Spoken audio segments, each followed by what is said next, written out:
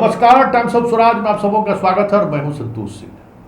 और आज हम टाइम्स ऑफ स्वराज में बात कर रहे हैं एग्जिट पोल फेज 5 की, जहां सीतामढ़ी, मधुबनी, मुजफ्फरपुर, सारण और हाजीपुर। देखिए, मेरा इंडेक्स है सिर्फ और सिर्फ महिला वोटर, और महिला वोटर को लेकर मेरा आकलन है कि जहां महिला वोटर बढ़ चढ़ कर हिस्सा ली है वहां एनडीए के लिए जीत सरल और सुलभ है। क्योंकि दोनों महागठबंधन में भी और एनडीए में भी समान तौर पर बराबरी का ये है, पूरा बराबरी का जो है सो खेल है। लेकिन महिला वोटर जहां ज़्यादा टर्नअप हुआ वहां खेल बिगड़ता हुआ दिख रहा है।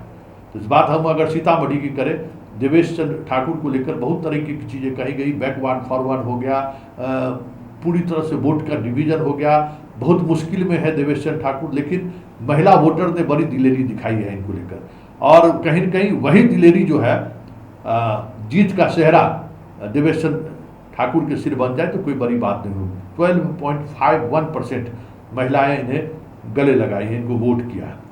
उसी तरीके से सीतामढ़ी के बाद अगर मधुबनी की बात करें, बहुत ही क्लोज फाइट की बात कही जा रही है, और फातिमी ने तो गजब का कैंपेन किया है।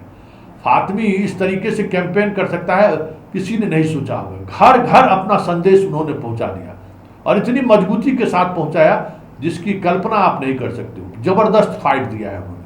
हिंदू मुसलमान नैरेटिव सेट होना ही नहीं दिया, और यादव और मुसलमान जो वहां अशोक यादव के साथ हमेशा खड़ा रहता था उसको पूरी तौर पर तोड़ने में कामयाब हुआ है।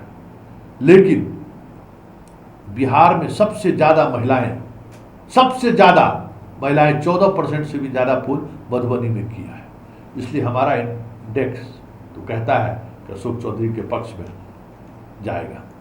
और इसलिए हम बार बार कह रहे हैं कि जहां अशोक चौधरी को अशोक यादव के बारे में कहा जा रहा है कि वो चुनाव जीत सकते हैं, कुछ लोग कह रहे हैं कि जीत नहीं भी सकते, लेकिन मेरा जो इंडेक्स है उस इंडेक्स की माने तो जीत तय है अशोक यादव की। और उसके बाद 5वें फेज में बात मुजफ्फरपुर की करें तो वहाँ भी निषाद मतलब मुकेश सहनी को पहली बार ये देखा गया कि उसके वोटर को उन्होंने ट्रांसफ़र कराने में कामयाब रहा है। बहुमत वोट जो है सो निषाद का ट्रांसफ़र कराने में वो कामयाब रहे। लेकिन यहाँ भी महिला वोटर बढ़ चढ़ कर हिस्सा लिया, और वो जो महिला वोटर जो हिस्सा लिया लगभग 9% के करीब महिलाएं जो है सो बाहर निकली हैं। तो 7.63% मुजफ्फरपुर में बाहर निकली है। इसलिए हम मानते हैं कि बहुत क्लोज फाइट होने के बावजूद भी महिला वोटर कहीं न कहीं उनको गले लगाया है। तो इसलिए हमारा जो इंडिकेटर है उस इंडिकेटर के सहारे हम मानते हैं कि मुजफ्फरपुर को चुनाव जीत सकते हैं। बात छपरा की करें, बड़ी हाई प्रोफाइल सीट है, और वहाँ पे ज़बरदस्त कसमकस है राजीव प्रताप रूडी और रोहिणी आचार्य के बीच। बहुत सारा विवाद भी हुआ, और पूरी तौर पर कह सकते हैं कि एनडीए के वोटर को तोड़ने में रोहिणी आचार्य कामयाब रही पूरी तौर पर। लेकिन वहाँ भी महिला वोटर 7.61% ज़्यादा वोट किए हैं, और यही इंडिकेटर है जो कहीं न कहीं कह रहा है कि राजीव प्रताप रूडी भी चुनाव जीत सकते हैं। इसी तरीके से आप अगर बात करिए हाजीपुर का, 5वें चरण में हाजीपुर में जो बात है कि हाजीपुर में जिस तरीके का उत्साह महिलाओं में दिखना चाहिए था वो उत्साह नहीं दिख रहा है, और इसका असर हमें लगता है कि चिराग के परिणाम पर पड़ सकता है। लेकिन महिलाएं 4% से ज़्यादा वोट की हैं।